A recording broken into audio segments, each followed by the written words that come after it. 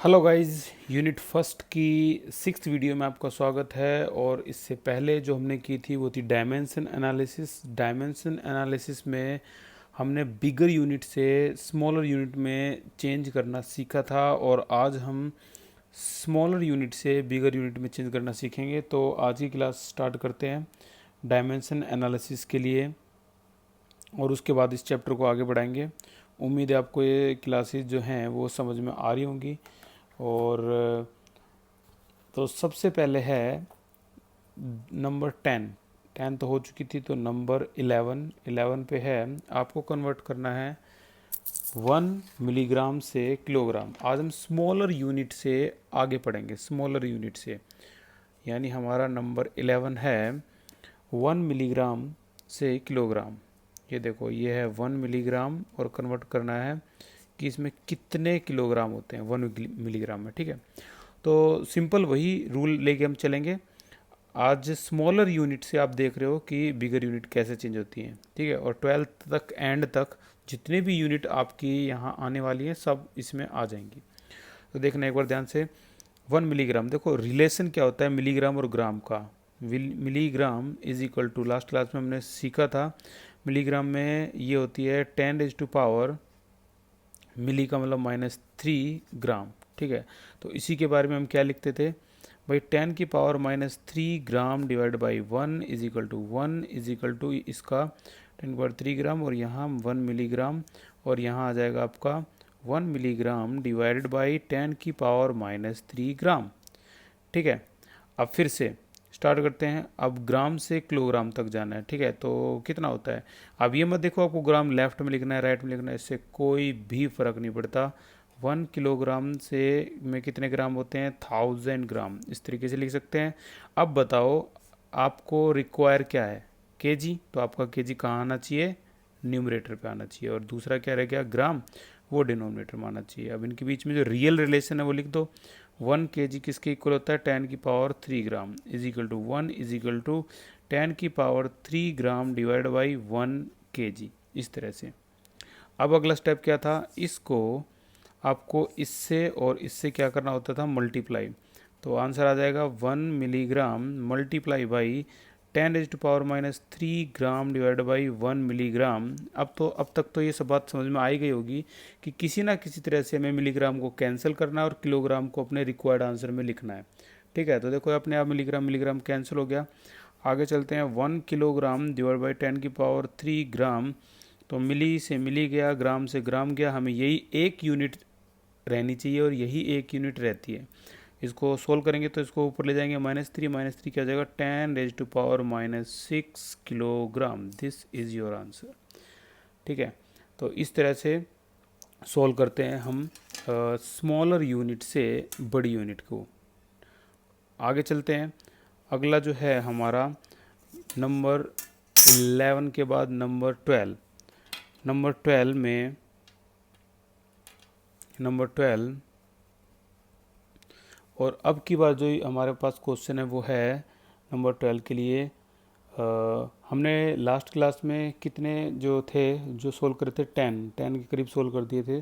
तो नंबर 12 पे है हमारा 1 ml से आपको कन्वर्ट करना है कितना, वो लीटर, कितने 1 ml में कितने लीटर होते हैं।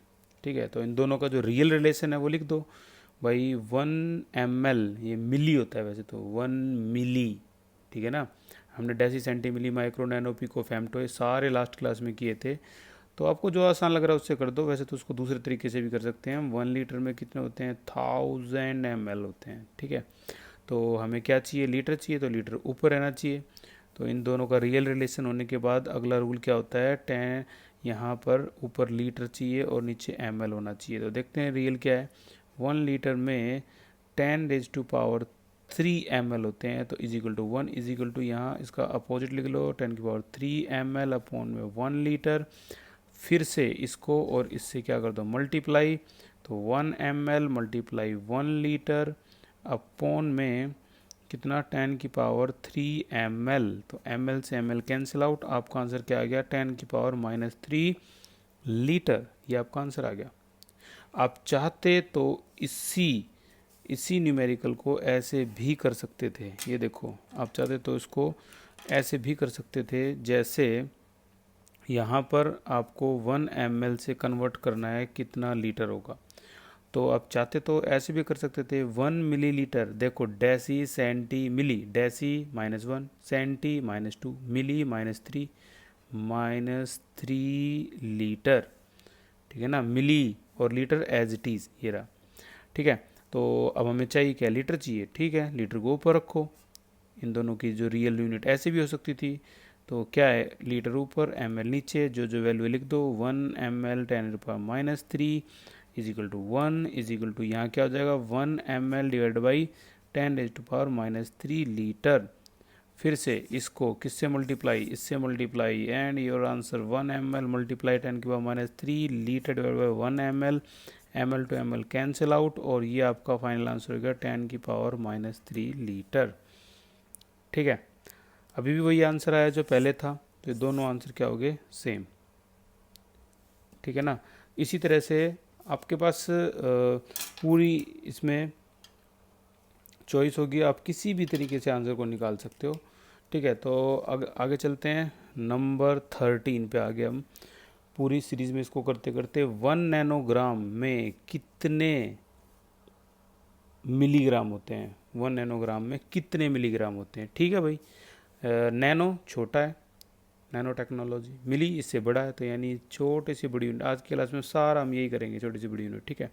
अच्छा, इसमें 1 नैनोग्राम में सीधा सीधा लिख दो कितने ग्राम होते हैं, नैनो, नैनो 9, 10⁻⁹, ठीक है। जो लास्ट क्लास में आपको बताया था वो सिस्टम आपको याद करना है। Deca, hecto, kilo, mega, giga, tera, deci, centi, milli, micro, nano, pico, femto, ठीक है। तो अब इसमें हमें 10⁻⁹ ग्राम ऊपर रख के 1 nanogram is equal to 1 is equal to 1 nanogram divide by 10⁻⁹ gram. अब तक यही करते आए हम, ओके। अब आगे चलते हैं, 1 ग्राम और मिलीग्राम में रिलेशन बता दो। 1 मिलीग्राम में कितने होते हैं, डेसी, सेंटी, मिली, -3 ग्राम हो गया, ठीक है। अब इसके बाद फिर से हमें चाहिए क्या, बताओ, रिक्वायरमेंट क्या है, मिलीग्राम। तो किसी भी तरह फाइनली जब हम लिखते हैं तो उसमें वो वैल्यू ऊपर होनी चाहिए, ये मिलीग्राम ऊपर है, ग्राम नीचे है।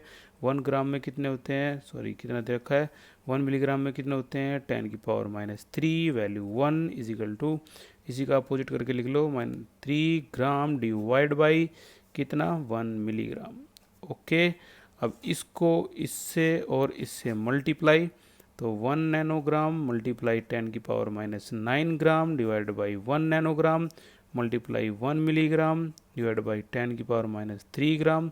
देखो, नैनो से नैनो, ग्राम से ग्राम, जो रह गया इसको ऊपर ले जाएंगे तो क्या हो जाएगा, +3, और आपका आंसर आ गया 10⁻⁶ milligram. This is your answer, ठीक है। तो इस तरह से ये यूनिट कन्वर्ट करेंगे हम हर बार।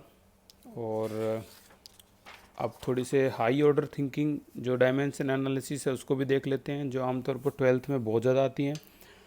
तो अब आपको कन्वर्ट करना है 1 देखो ध्यान से, नंबर कितना हो गए टोटल, 13 है तो 14 पे आ गए हम। नंबर 14, ये कुछ खास हैं, इनको भी ध्यान से देखो। इसमें हमें 1 पर सेंटीमीटर से चेंज करना है कि इसमें कितने पर मीटर होंगे, पर सेंटीमीटर से पर मीटर। मैं बार बार बोलता हूँ कि सभी का एक ही तरीका है, आपको अपना फॉर्मेट नहीं चेंज करना है। क्या पता है आपको मीटर सेंटीमीटर के बारे में, जो पता है वो लिख दो, 1 metre is equal to 100 centimetre, यही पता है हमें, ठीक है। तो अब इसके बारे में देखो, हमें ऊपर क्या चाहिए भाई, इस पर मीटर को समझते हो ना तुम, पर मीटर का मतलब क्या था, मीटर की पावर इनवर्स क्या होती है, 1/मीटर, 1/मीटर, ऐसे लिख देता हूँ मैं इसको, ठीक है। यानी अब की बार हमें जो चाहिए वो मीटर डिवाइड में होगा, ये देखो 1 मीटर, यहाँ क्या होगा ऑटोमेटिक 10⁻², 10⁻² सेंटीमीटर, ठीक है ना, simple, equal to 1 metre divide by क्या, 10⁻² सेंटीमीटर। अब इसको जब इससे मल्टीप्लाई करोगे तो आंसर क्या आएगा, पर सेंटीमीटर 10⁻² सेंटीमीटर अपॉन में 1 मीटर। ठीक है, तो अब आप सोचोगे यार ये तो ये कैंसिल ही नहीं हो रहा, लेकिन आप ध्यान दो ना, सेंटीमीटर सेंटीमीटर ये तो कैंसिल हो रहा है ना, पर सेंटीमीटर सेंटीमीटर। आपका आंसर बताओ क्या है, 10⁻² पर मीटर। देख लो, ये 12th क्लास के सेकंड चैप्टर में आ जाएगा ये आपका। थर्ड चैप्टर इलेक्ट्रोकेमिस्ट्री में भी इसका बहुत ज़्यादा यूज़ है। ठीक है, तो इस तरह से आप कन्वर्ट करोगे इसको, बड़ा सिंपल है। देखो पर मीटर है, वो यही बता रहा है कि यहाँ जो मीटर है वो डिनोमिनेटर में, वो पर मीटर का यही मतलब है कि जो मीटर है डिनोमिनेटर, अगर मीटर डिनोमिनेटर में आ गया तो जाहिर सी बात है जो हमारा रियल रिलेशन है उसमें, अब मीटर जब डिनोमिनेटर में आ गया तो सेंटीमीटर ऑब्वियस सी बात है ऊपर ही आएगा, न्यूमरेटर में ही आएगा। हो गया ख़त्म। ये भी कैसे भी आप कन्वर्ट कर सकते हो किसी भी यूनिट को, बहुत सिंपल एक ही तरीका है बस। ओके, एक और चलता है 15 में दे रखा है कि 1 पर मीटर क्यूब में कितने पर लीटर होते हैं।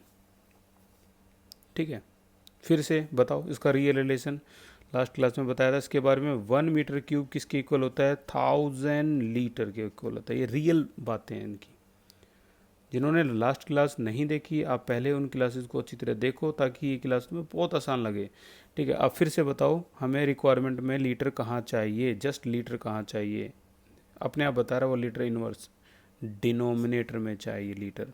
तो ऊपर क्या हो गया, मीटर क्यूब हो गया। रियल रिलेशन क्या है, 1 मीटर क्यूब और 1000 litre is equal to 1 is equal to 10⁻³ litre divide by 1 metre cube. अब इसको इससे मल्टीप्लाई कर दो, तो 1 metre cube multiply by 1 metre cube inverse multiply by 1 metre cube 10⁻³ litre. तो ये देखो मीटर क्यूब और मीटर क्यूब कैंसिल आउट, जो रह गया वो आपका आंसर है 10⁻³ litre. This is your answer. इस तरीके से हम ऐसे क्वेश्चन को भी कन्वर्ट कर सकते हैं। तो ये था आपका डायमेंशन एनालिसिस। ठीक है, पूरा स्टार्टिंग से लेके एंड तक ये ख़त्म। इसके क्वेश्चन कैसे भी ट्राई कर लेना, आपकी एनसीईआरटी के एक्सरसाइज में भी इसके क्वेश्चन है, उसको भी ट्राई करना, और आप देखोगे कि ये अब आप इजीली कर पा रहे हो। ये जो क्वेश्चन है इनको ट्राई करना। ये जो क्वेश्चन है 22 जो है उसके जस्ट ऊपर ये जो बी पार्ट है इसका, फिल इन द ब्लैंक्स। ठीक है, अभी आपको आसान लगेंगे। ओके, और आगे चलते हैं, आज की क्लास को प्रोसीड करते हुए आप अपनी एनसीईआरटी में इस पे आ जाओ। ये आपका मास और वेट में डिफरेंस है, इसको देखो एक बार ध्यान से। मास और वेट, ये टेबल हमने लास्ट क्लास में की थी, पेज नंबर 9 है, कौन सा, नई एनसीईआरटी है उसका, और टॉपिक है 1.3.4, क्या, मास एंड वेट। इसको आज डिस्कस करेंगे, मास एंड वेट को। तो मास और वेट में एक तो आता है डिफरेंस, कि इनमें क्या डिफरेंस होता है। तो एक जो डिफरेंस है वो आप क्या लिख सकते हो, इसकी डेफिनेशन। ठीक है, इन दोनों की डेफिनेशन आप लिख सकते हो मास और वेट की। तो डेफिनेशन के अंदर जैसे जो मास और वेट है इसकी डेफिनेशन जो है बहुत एग्जाम में आती है। तो मास और ये हो गया आपका वेट। तो एक तो डिफरेंस क्या हो गया, डेफिनेशन, और यहाँ भी एक डिफरेंस क्या हो गया, डेफिनेशन। अब मैं समझाऊंगा अच्छी तरह से मास और वेट क्या है। अगर मैं कहूँ कि आपका मास अर्थ पर कितना है, 60 kg है, तो बताओ ये मून पर कितना होगा। बताओ भाई, अपने दिमाग में आंसर सोच लो। लाइव तो हम पढ़ेंगे लॉकडाउन के बाद। अगर आपका मास अर्थ पर कितना है, 60 kg है, तो बताओ मून पर आपका मास कितना होगा। आंसर 60 kg, क्योंकि मास कभी भी चेंज नहीं होता। मास डेफिनेशन क्या करिए, जो मैंने लिख दिया है DEF, mass of substance is the amount of matter present in it, बस यही होता है मास। ठीक है, लेकिन जो वेट है वो अगर मैं बोल दूं आपसे कि आपका जो वेट 60 न्यूटन है, तो बताओ ये मून पर कितना होगा। तो आंसर आएगा अगर ये अर्थ पे 60 न्यूटन है तो ये मून पर कितना हो जाएगा, 1/60, 1/6, यानी आपका जो मून पे होगा वो कितना होगा, 10 न्यूटन। ये आपका मून पे हो जाएगा मास।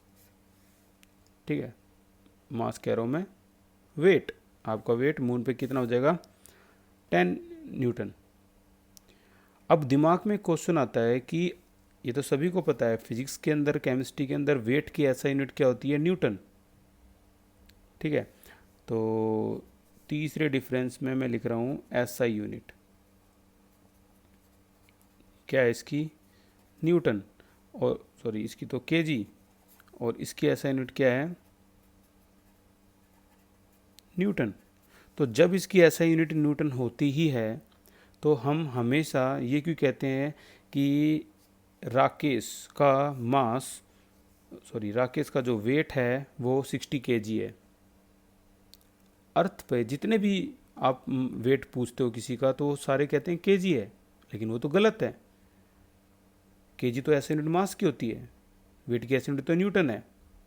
आपका वेट कितना है, आप कहोगे आपका वेट है 58 केजी, क्यों कह रहे हो आप वेट केजी में, आपका ऐसा यूनिट तो न्यूटन है। तो इस क्वेश्चन का आंसर ये है कि जो वेट है वो हर जगह अलग अलग होता है, हर जगह अलग। लेकिन क्योंकि हम अर्थ पे रहते हैं तो अर्थ पे हम ये मान के चलते हैं कि यहाँ पर ग्रेविटेशनल जो फोर्स है वो सब बिल्कुल सेम है, 9.8।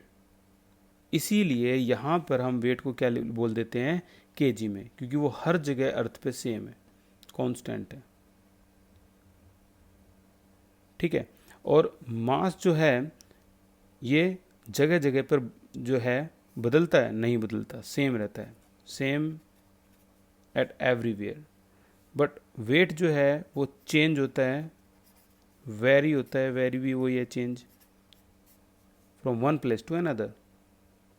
ठीक है ना, तो इसीलिए इसको हम हर जगह अलग अलग देखते हैं वेट को। Weight is the force exerted by gravity on an object, the mass of a substance is constant, दूसरा जो इसका डिफरेंस है। Whereas the weight may vary from one place to another due to change in gravity। ठीक है, और ऐसा unit लिख देंगे दोनों की कि इसकी ऐसा यूनिट ये होती है, इसकी ऐसा यूनिट ये होती है।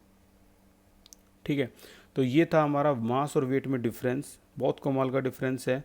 अब हम इसी टॉपिक में वॉल्यूम पे आते हैं। वॉल्यूम की जो ऐसा यूनिट होती है वो क्या होती है, आपकी वॉल्यूम की जो ऐसा यूनिट है जो वो हम लेंथ की क्यूब बोल देते हैं, वॉल्यूम को लेंथ की क्यूब। और आगे देखो, इसमें एक और सिस्टम आपको थोड़ा सा अजीब लगेगा कि जो वेट है, जो वेट है ये या फिर मास है, कई जगह केजी होता है, लेकिन कई कई जगह पर क्या होता है, ये पाउंड में भी होता है।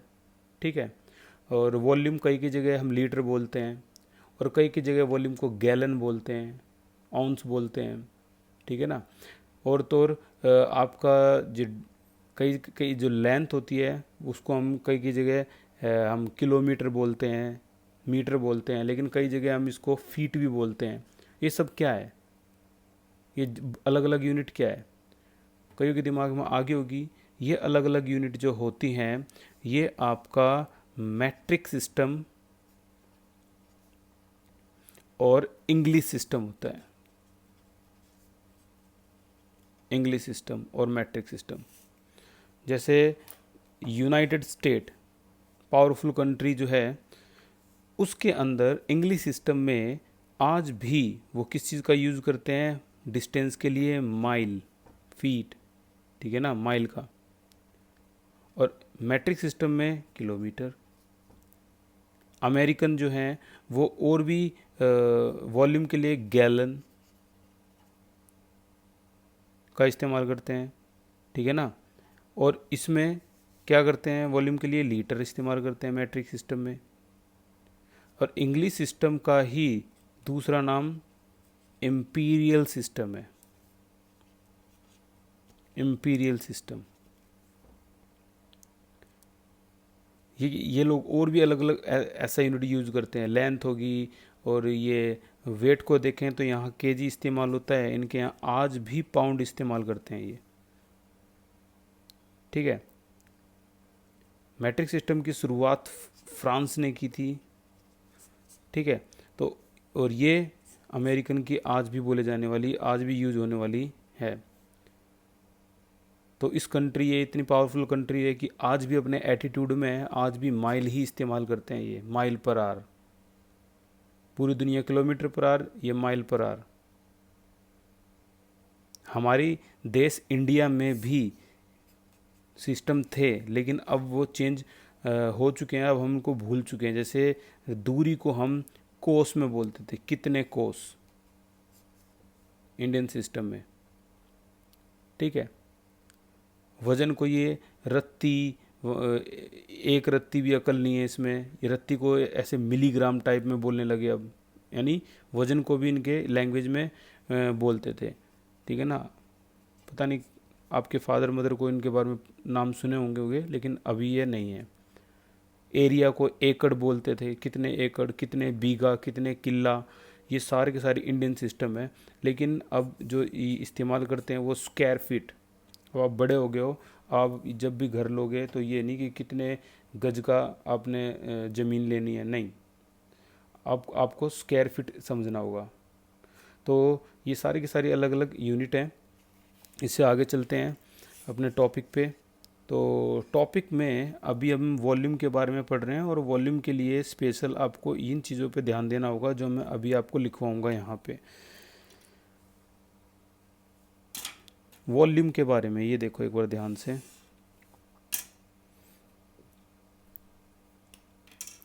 देखो ये दो तीन चीज़ें हैं, बहुत ख़ास हैं, आपको भूलना नहीं है इनके बारे में। जो चीज़ आपको पता है, 1 लीटर में 1000 ml होते हैं, जो आपको पता है। ठीक है। अब सुनते रहना ध्यान से। 1 लीटर में 1000 ml होते हैं, लेकिन आपको अब ये पता भी करना पड़ेगा कि 1 मीटर क्यूब में 1000 लीटर होते हैं। ठीक है। और तो और 1000 सेंटीमीटर क्यूब में 1 लीटर होता है। ठीक है। और देखो 1 डेसीमीटर कितने सेंटीमीटर के बराबर होता है? सिर्फ 10 सेंटीमीटर के बराबर होगा। आप कहोगे कैसे? मैं कहूँगा ऐसे। ये देखो डेसी के जस्ट बाद क्या आया है? सेंटी। 10⁻⁻1, 10⁻², यानी 1 डेसीमीटर में कितने होते हैं? 10 सेंटीमीटर होते हैं। ओके। स्क्वायरिंग बोथ साइड, दोनों तरफ स्क्वायर कर दो, नहीं क्यूबिक बोथ साइड, तो क्या हो जाएगा? 1 डेसीमीटर क्यूब किसके इक्वल हो जाएगा? 1000 सेंटीमीटर क्यूब। लेकिन 1000 सेंटीमीटर क्यूब किसके इक्वल था? अभी अभी देखो 1 लीटर के इक्वल था। तो इससे तो हम इस कंक्लूजन पे पहुंच गए कि ये तीनों जो चीज़ें हैं ये आपस में क्या है? बिल्कुल इक्वल। क्या क्या? सारी यूनिट भाई बहुत खास है, इनको छोड़ मत दियो किसी भी हालत में। क्या क्या चीज़ इक्वल है? देख मैं इसमें लिख रहा हूँ कि असल में 1 लीटर किसके इक्वल होता है? 1000 सेंटीमीटर क्यूब के इक्वल होता है, जो कि इक्वल होता है 1000, क्योंकि सेंटीमीटर क्यूब इसके इक्वल होता है डेसीमीटर के, तो 1000 इसे ml भी बोल देते हैं। देखो यहाँ ml है, तो ml के इक्वल है। और 1000 सेंटीमीटर क्यूब अभी अभी मैंने बताया किसके इक्वल है? 1 डेसीमीटर, तो 1 डेसीमीटर क्यूब, तो 1 लीटर इसके इक्वल है, 1 लीटर इसके इक्वल है, और 1 डेसीमीटर क्यूब के इक्वल है। ये जो राइट में लिखा है ना मैंने, ये बहुत कम बच्चों को पता होता है, तो इस पे थोड़ा सा फोकस कर लेना। बाकी तो आपको भाई रटना पड़ेगा वॉल्यूम के पूरी 11th के लिए। ये सब बहुत ख़ास चीज़ है। ठीक है ना। इसके बारे में मैं बता चुका हूँ। अगर 1 मीटर बड़ा लंबा, 1 मीटर बड़ा जो लेंथ ब्रेथ हाइट, सोचो 1 मीटर कितना होता है? 1 मीटर कपड़ा कितना होता है? ठीक है। और उस 1 मीटर की लेंथ ब्रेथ हाइट का बड़ा सा एक बॉक्स बनाओगे ना, बड़ा सा बॉक्स जो 1 मीटर क्यूब बन जाएगा, लेंथ ब्रेथ हाइट के हिसाब से, उसमें अगर आप पानी डालोगे तो आपकी 1000 बिस्लरी की बोतल खाली हो जाएंगी। वो बिस्लरी की बोतल जिसका वॉल्यूम कितना है, जो हम पीते हैं, कितने की 20-25 रुपए की मिलती है, उसमें 1 लीटर पानी होता है। ठीक है ना, पीने वाला पानी होता है 1 लीटर। कौन सा पानी पीते हो आप? Soft water, hard water, heavy water या मिनरल वाटर? 4 तरह के वाटर बता दिए। आपका हाइड्रोजन वाला चैप्टर है, इसमें चारों आएंगे। Chapter number 9 hydrogen. कौन सा पानी पीते हो आप? सॉफ्ट वाटर पीते हो, हार्ड वाटर पीते हो, मिनरल वाटर पीते हो या हैवी वाटर पीते हो? Answer mineral water. हम मिनरल वाटर पीते हैं, इसके अंदर मिनरल्स होते हैं। सॉफ्ट वाटर पियोगे तब भी थोड़े दिनों बाद बीमार, हार्ड वाटर पियोगे तब भी प्रॉब्लम, हैवी वाटर में तो कुछ ज़्यादा ही प्रॉब्लम है। हैवी वाटर तो पूरा मेटाबॉलिज्म स्लो कर देता है। तो ये तो खैर चलो आगे आने वाली बातें हैं, हाइड्रोजन चैप्टर में पढ़ेंगे हम इसके बारे में पूरा डिटेल में। मज़ेदार चैप्टर है वो भी। ओके, तो आगे चलते हैं, स्टोरी को ले चलते हैं आगे। तो ये हमारा वॉल्यूम ख़त्म हो गया, मास ख़त्म हो गया। अब हम और आगे इंटरेस्टिंग स्टोरी पे चलेंगे। और अब आ गया हमारा डेंसिटी। डेंसिटी के बारे में जो आपको समझना है और जानना है वो ये है भाई। देखो, डेंसिटी जो है इसका फॉर्मूला होता है मास अपॉन वॉल्यूम। ठीक है, अगर आप मास को केजी में ले लोगे, वॉल्यूम को मीटर क्यूब में ले लोगे, तो आपकी ऐसा यूनिट क्या हो जाएगी? केजी पर मीटर क्यूब, ये हो जाएगी। और डेंसिटी के बारे में क्या जानना है आपको? डेंसिटी डेंसिटी ऑफ वाटर कितनी होती है? 1 ग्राम पर सेंटीमीटर क्यूब। अभी भी मैंने बताया था सेंटीमीटर क्यूब क्या होता है। क्या होता है centimetre cube? Centimetre cube 1000 centimetre cube 1000 ml के बराबर है। तो इसका मतलब ये हुआ कि 1 सेंटीमीटर क्यूब भी 1 ml के बराबर होगा। Very very important. तो हम इसकी जगह और क्या लिख सकते थे? 1 ग्राम पर ml भी लिख सकते थे।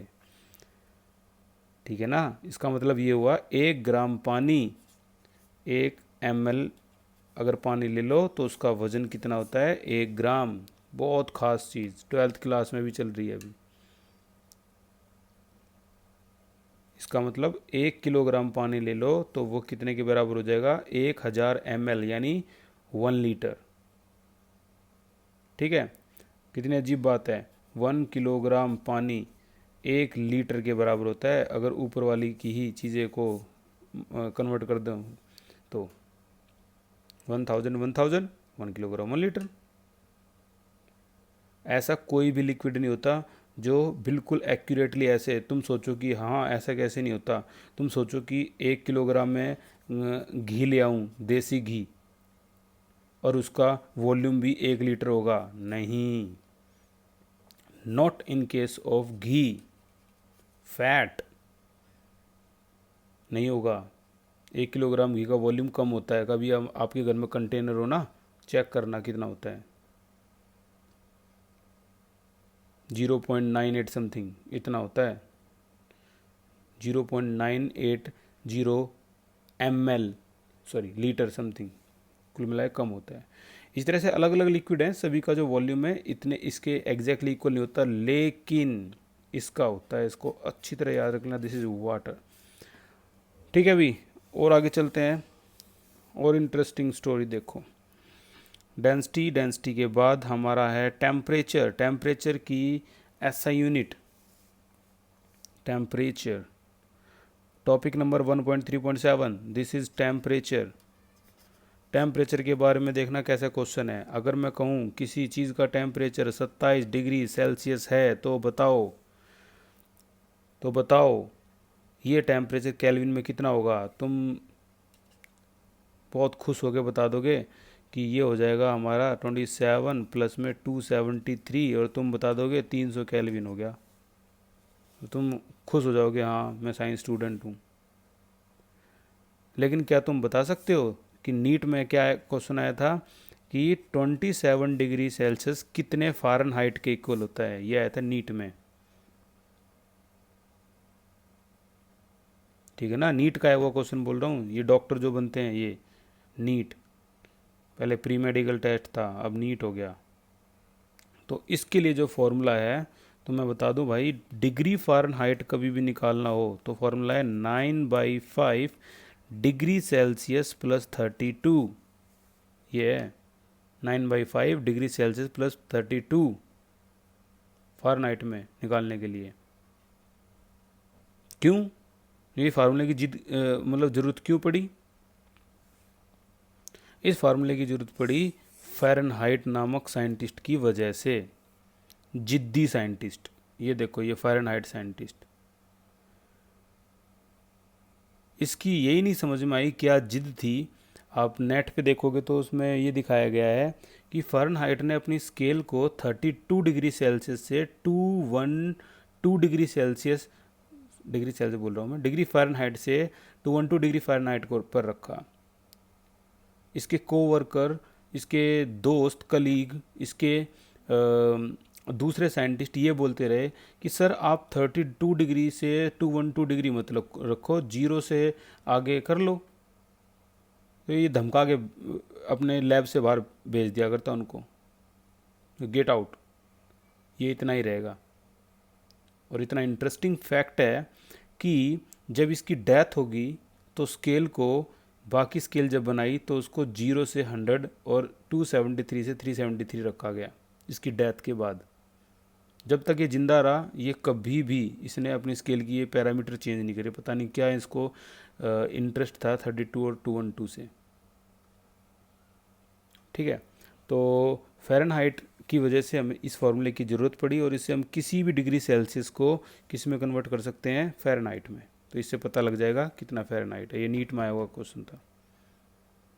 ह्यूमन बॉडी टेम्परेचर कितना डिग्री सेल्सियस होता है, 37 डिग्री सेल्सियस होता है, ये नहीं आया था। ये आया था कि बताओ ह्यूमन डिग्री टेम्परेचर कितना फ़ारेनहाइट होता है। तो अब तो खैर फॉर्मूला बता दोगे, नहीं तो कई बच्चे 98.4 समझते हैं। आपके दिमाग में भी जब ये वीडियो देख रहे होगे तो आया होगा। और जिनके में 6 आया है वो बिल्कुल एक्यूरेट है। This is human body temperature 98.6 degree Fahrenheit. अब वो 0.4 क्यों आया ये तो खैर मेरे को भी नहीं पता।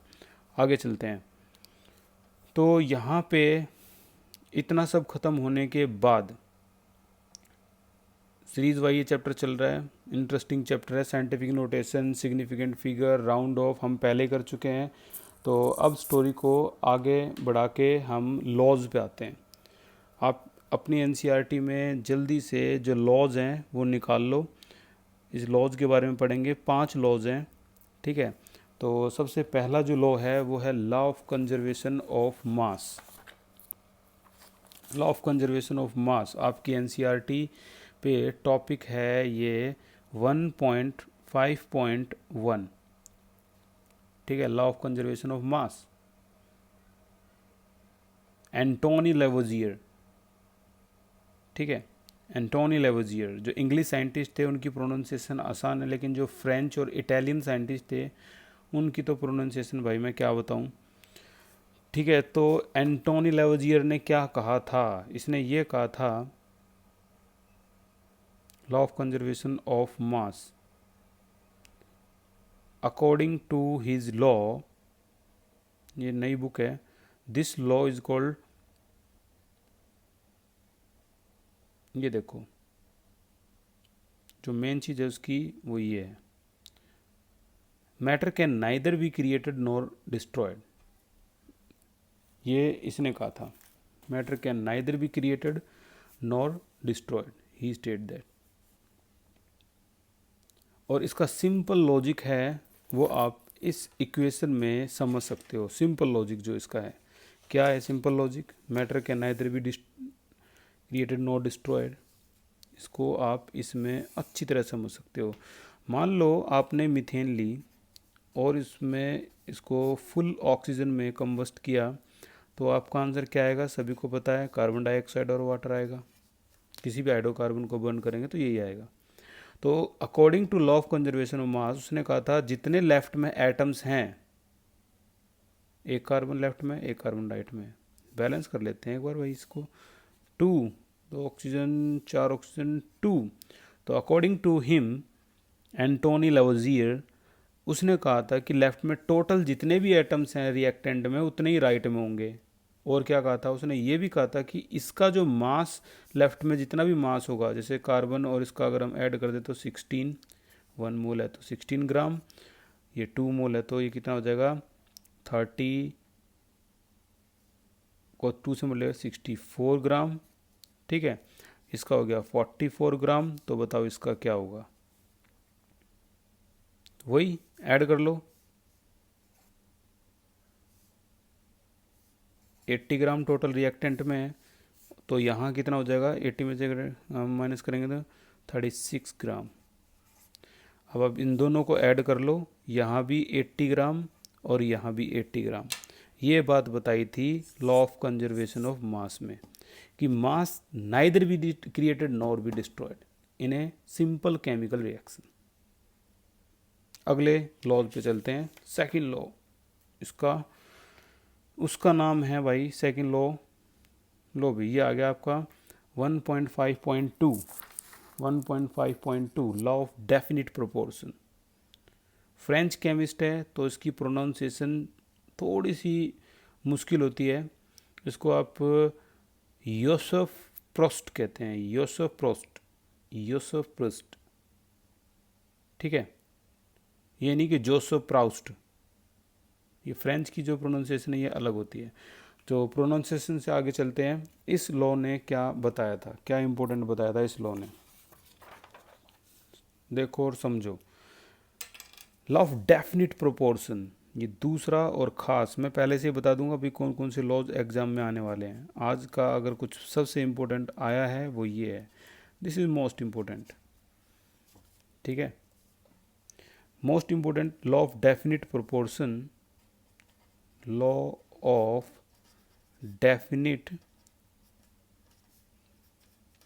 प्रोपोर्शन। और क्या बताया था लॉ ऑफ डेफिनिट प्रोपोर्शन ने, ये बताया था कि इन जैसे H2 कोई भी एक कंपाउंड लो, कोई भी जो भी आपने सुना हो, जैसे H2 कंपाउंड है H2O, इसमें मास रेशियो निकाल के दिखाओ हाइड्रोजन की और ऑक्सीजन की। मास रेशियो का मतलब हाइड्रोजन का मास कितना होगा टोटल, भाई 2 हो गया। ऑक्सीजन का मास कितना होगा टोटल, 16 हो गया। इसकी रेशियो निकालो 1:8। तो योसेफ प्रुस्ट ने बताया कि वर्ल्ड में आप कहीं से भी पानी को ले लो, H2O को, इस कंपाउंड को आप कहीं से भी ले लो, New York, Australia, France, Italy, Germany, कहीं से भी ले लो, हर केस में आपको जो रेशियो है वो क्या दिखाई देगा, डेफिनेट या फिक्स। सिमिलरली आप कार्बन डाइऑक्साइड को देखो, कार्बन 12 रेशियो, ऑक्सीजन 32 रेशियो निकालो 3:8। This is the fix ratio of carbon dioxide, this is the definite ratio of carbon dioxide, this is called law of definite proportion. और आपको definitely ये समझ में आया भी होगा, कर लो भाई underline. In A given compound, a given compound always contain exactly the same proportion of element by weight or by mass। ठीक है, तो अच्छी तरह याद कर लेना। एक बात और भी याद कर लेना भाई, अच्छा हुआ सामने आ गई, इसका एक नाम और भी है लॉ ऑफ डेफिनेट कंपोजिशन। केंद्रीय विद्यालय में ये आया था, तो इस नाम से आया था कि define law of definite composition. बच्चे छोड़ के आगे बोले कि पेपर बाहर से बनाया है, सिलेबस से बाहर है, लेकिन वो यही था, एनसीईआरटी से ही था। आगे चलते हैं, law of multiple proportion, law of multiple proportion. और ये क्या था, तो ये भी देखो लॉ ऑफ मल्टीपल प्रोपोर्शन।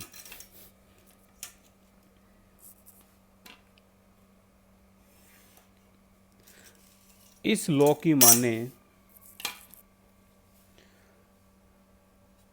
ये तीसरा लॉ है। और भाई मैं कोई आपकी अटेंशन गेन करने के लिए मोस्ट इम्पोर्टेंट नहीं लगा रहा, ये कई सालों का एक्सपीरियंस है। ठीक है, तो छोड़ना मत इनको। लॉ ऑफ मल्टीपल प्रोपोर्शन, देखो इस लॉ के बारे में इसने क्या बताया था। इस लॉ ने बताया था कि जब कभी दो एलिमेंट कंबाइन होते हैं, जैसे कार्बन, जैसे हाइड्रोजन ले लेते हैं, हाइड्रोजन कंबाइन होता है ऑक्सीजन से, तो जरूरी नहीं है कि वो वाटर ही बनाए। तुम सोच रहे होगे और क्या बना सकता है ये दोनों मिलकर हाइड्रोजन पेरोक्साइड भी बनाते हैं। अब तुम रिलैक्स हो गए होगे।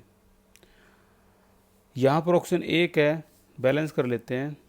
तो ये हो गया आपका 2H2O, अगर आप करोगे तो ये बैलेंस हो गया। यहाँ 2 लगा दो, यहाँ भी आप 2 लगाओगे तो यहाँ आपको क्या लगाना पड़ेगा, 2 2। इस तरीके से हाफ करते तो हाफ से भी ठीक था यार, ठीक है ना। इसको ज़रूरी नहीं है कि एक एलिमेंट कंबाइन हो ऑक्सीजन, तो एक ही कंपाउंड बनेगा, दो ही बन सकते हैं। ये देखो 2 बन गए हो गए। अब वो डेफिनेशन में क्या बोल रहा है, multiple proportion, mass of element that combine with fix mass of other element. इसका मतलब ये फिक्स है। क्या ये दोनों भी फिक्स हैं क्या? यहाँ तो सिंगल O2 है, यहाँ 2O2 है। नहीं, ये फिक्स नहीं है, ठीक है ना। तो जो फिक्स नहीं है उनको मैं इससे रिप्रेजेंट कर देता हूँ, दीज आर नॉट फिक्स। ये सर्कल बना दो, इसे स्क्वायर बना दो, ये फिक्स नहीं है। मास ऑफ एलिमेंट, ये इसकी बात हो रही है ऑक्सीजन की, ऐसे नहीं मानोगे भाई तुम। ये देखो, इफ टू एलिमेंट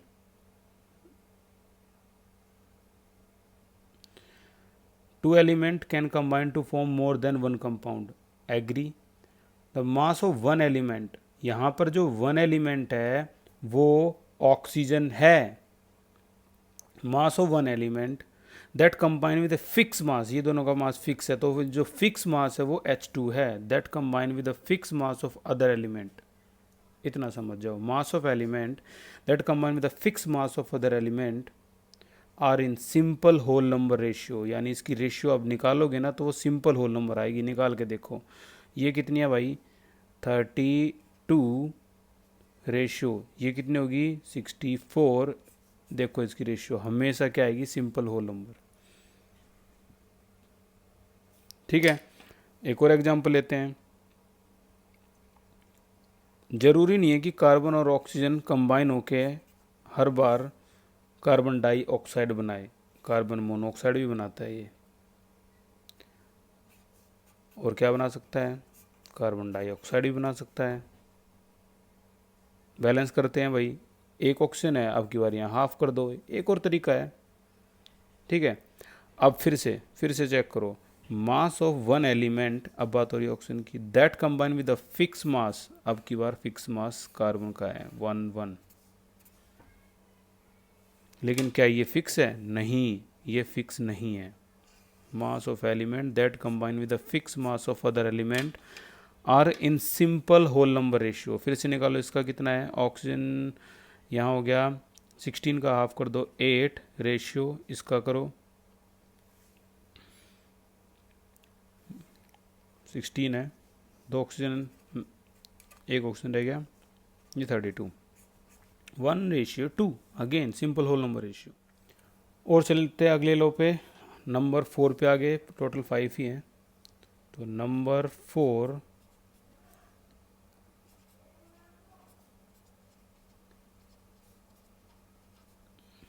गिलजेक लॉ। तो ये गिलजेक लॉ जो है, इसके लिए जो साइंटिस्ट है ये भी फ्रेंच है,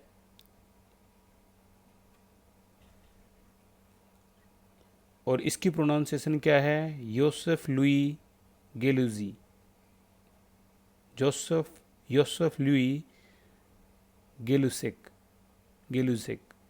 बाकी और अच्छी प्रोनाउंसिएशन इंटरनेट पे देख लेना। अब यहाँ इंग्लिश स्पीकिंग क्लास तो है नहीं। अब गेलुसेक लॉ, ये हम इंडियन प्रोनाउंसिएशन। तो व्हेन गैस कंबाइन और produce in a chemical reaction, देखना अब इसके बारे में, कमाल का लॉ है। इसने क्या बताया था? जब हाइड्रोजन और गैस, कोई भी दो गैस आपस में कंबाइन होती हैं, तो जैसे मान लो यहाँ पर क्या बन गया? H2O, ठीक है। तो अगर हम बैलेंस भी करें तो यहाँ हम हाफ लगा देंगे तो बैलेंस हो जाएगा, ठीक है। इसने क्या बताया गेलोजेक ने, कि हम जब भी गैसेस को कंबाइन करते हैं तो उनका जो वॉल्यूम होता है, आप वॉल्यूम देखो उनका। यहाँ तो हमें तुम्हारे सामने वॉल्यूम नहीं है भाई, यहाँ तो सिर्फ 1 मोल दे रखा है, हाफ मोल दे रखा है। ये वॉल्यूम थोड़ा ना है, तो मोल है। सुनना ध्यान से मैं क्या बता रहा हूँ। अब उसने कहा कि गेलुजिक ने, कि अगर मान लो आपने 40 ml यहाँ ऑक्सीजन ले रखी है ना, हाइड्रोजन ले रखी है, तो आपका ऑक्सीजन ऑटोमेटिकली सिर्फ 20 ml यूज होगा। अगर आपने 60 ml हाइड्रोजन ले रखी है तो ऑटोमेटिकली ये आपका कितना? 30 ml ही यूज होगा। अगर आपने 10 ml ऑक्सीजन ले रखी है तो ये ऑटोमेटिकली 5 ml ही यूज होगा। यानी इन दोनों का जो रेशियो आएगा वो आपका सेम 2:1, 2:1, 2:1 आएगा। ये फिक्स होगा। जब भी कभी गैसेस आपस में कंबाइन होती हैं तो उनके वॉल्यूम का जो रेशियो आता है वो सिंपल होल नंबर रेशियो आता है। ये था, हिंदी में बोल रहा हूँ मैं, गेलुजिक लॉ की डेफिनेशन। जब भी कभी गैसेस आपस में कंबाइन होती हैं तो उनके वॉल्यूम का रेशियो हमेशा सिंपल होल नंबर रेशियो आता है। अब तुम्हें लगा होगा मैंने कैसे लिख दी ये सारी की सारी, और इतनी ये इसका हाफ ही क्यों हो रहा है? हाँ, मैंने ये 1 मोल देख लिया और हाफ मोल देख लिया। अब आप कहोगे मोल से वॉल्यूम का क्या रिलेशन है? STP, ये रिलेशन है। मोल से वॉल्यूम का ये रिलेशन है। किसी भी गैस का, किसी भी 1 मोल गैस का वॉल्यूम हमेशा 22.4 लीटर होता है, ठीक है ना। अब आप कहोगे ये भी तो 1 मोल है तो इसका वॉल्यूम कितना होगा? हाँ, 22.4 लीटर होगा, लेकिन हमने ले रखी है 40 ml, तो इसका आधा ही इस्तेमाल होगा। अगर मान लो मैं यहाँ पर इसके कितना लेता? 22.4 लीटर लेता, तो ये इसका आधा हो जाता, 11.2 लीटर हो जाता। तो किसी भी 1 मोल गैस का वॉल्यूम कितना होता है? 22.4 लीटर। कहने का मतलब किसी भी, कोई भी गैस हो, hydrogen, oxygen, nitrogen, methane, helium, कोई भी गैस का 1 मोल गैस का वॉल्यूम कितना होता है? 22.4 लीटर। अगर स्टैंडर्ड टेम्परेचर कितना? 273 इस्तेमाल करें और प्रेशर कितना? 1 atm इस्तेमाल करें, तो ये जो कंडीशन है STP की, इसको अगर आप फिक्स टेम्परेचर से 273 और 1 atm लगाओ तो ये दिखाएगी आपको, ठीक है। तो कहने का मतलब है ये कॉन्सेप्ट हमारा लास्ट क्लास में हो चुका था, एंड वेरी इंपॉर्टेंट, पता होना चाहिए आपको, ठीक है। 1 मोल गैस, किसी भी, हिंदी में लिख देता हूँ मैं यहाँ पर, किसी भी गैस का, ठीक है। और आगे चलते हैं लास्ट लॉ पे। एक बार इसको अब पढ़ोगे तो आप बहुत सिंपल लगेगा। ये इसका लॉ था, बहुत सिंपल लगेगा अब आपको। तो क्या था इसके बॉटम वाली जो लाइन थी? When gases are combine, when gases combine or produced in a chemical reaction they do so in a simple ratio by volume. ये देखो, simple ratio by volume provide all gas are at same temperature and pressure. ये देख लो, अब क्यों इन्होंने 100 ml ले ली तो इनका 50 ml यूज हुआ है, बात वही है, सिंपल वॉल्यूम रेशियो, ये 2:1। तो ये था आपका। और फाइनली हम आ गए हैं एवोगाद्रोज, इसे इटली का था ये, और इटालियन में इसको क्या कहते हैं? अवोगाद्रो लॉ, ठीक है ना, वहाँ की लैंग्वेज ऐसी होती है। तो इस लॉ के बारे में समझते हैं, सबसे आसान लॉ है, ठीक है। अगर आपका एग्ज़ाम में कोई लॉ आया तो मैं बता देता हूँ, जो नहीं आया, जो नहीं आएगा वो बता देता हूँ कौन सा नहीं आएगा पांचों में से। कंजर्वेशन ऑफ मास आज तक कभी नहीं आया है, बाकी सभी एग्ज़ाम में कभी ना कभी पूछे गए हैं। सबसे ज़्यादा जो पूछा गया है वो लॉ ऑफ डेफिनेट प्रोपोर्शन और मल्टीपल प्रोपोर्शन है, ठीक है ना। और गेलुजेक और क्या नाम है, एवोगाद्रोज,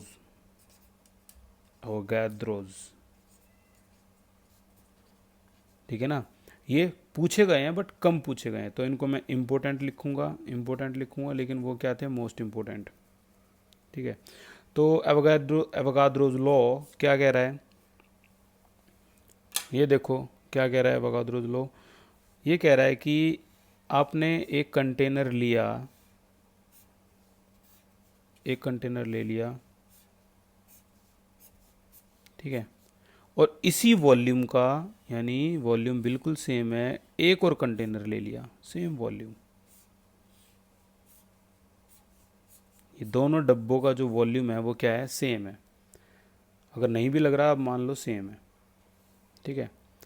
ये है आपका 20 ml, तो ये भी आपका 20 ml का डब्बा है, और इसमें आपने डाल दी क्या, गैस। इसमें भी आपने क्या डाल दी, गैस। इसमें कौन सी डाल दी, हाइड्रोजन। इस गैस को मैं यहाँ लिख रहा हूँ, इस कंटेनर में है हाइड्रोजन, और इस कंटेनर में आपने डाल दी नाइट्रोजन, ठीक है, हाइड्रोजन नाइट्रोजन। और ऑब्जर्व किया कि हाइड्रोजन दीवार पर कितना प्रेशर अप्लाई कर रही है, दीवार पर कितना प्रेशर अप्लाई कर रही है, ये प्रेशर यहाँ लिख रहा हूँ 180 m। ये वाली गैस भी दीवार पर कितना प्रेशर अप्लाई कर रही है, 180 m। इस दोनों डब्बों को रूम में रख रखा है, रूम का टेम्परेचर कितना है, 25 डिग्री सेल्सियस।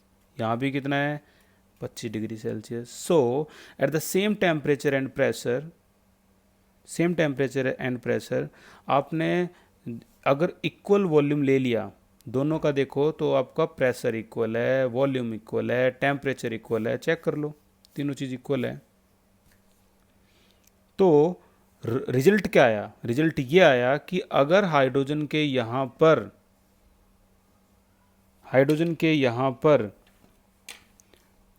50 मॉलिक्यूल हैं, तो सरप्राइजिंगली यहाँ पर भी ऑटोमेटिकली 50 मॉलिक्यूल ही होंगे। ये रिजल्ट आया। उस समय अवोगाद्रोज ने इस बात को प्रूव कर दिया था कि अगर if we take same temperature, pressure and volume, तो जो नंबर ऑफ मोल होंगे या पार्टिकल होंगे या मॉलिक्यूल होंगे दोनों के, वो ऑटोमेटिकली सेम आते हैं, चाहे गैस कोई भी हो। सबसे हैरान कर देने वाली बात है, चाहे गैस कोई भी हो, हाइड्रोजन हो, नाइट्रोजन हो, कार्बन डाइऑक्साइड हो, मीथेन हो, हीलियम हो, नियोन हो, कोई भी हो, वॉल्यूम अगर आपका सेम ले लिया ना, तो आपके नंबर ऑफ पार्टिकल जो हैं वो सेम आएंगे, अगर प्रेशर और टेम्परेचर सेम है तो। This was Avogadro's law. बड़ा simple, equal volume of all gas at the same temperature and pressure should contain equal number of molecules. ये था आपका अवोगाद्रोज लॉ। तो आपके पांचों लॉ खत्म हो गए इसमें। उम्मीद आज की क्लास आपको समझ में आई होगी। Thank you so much and all the very best for the next classes. Thank you, take care.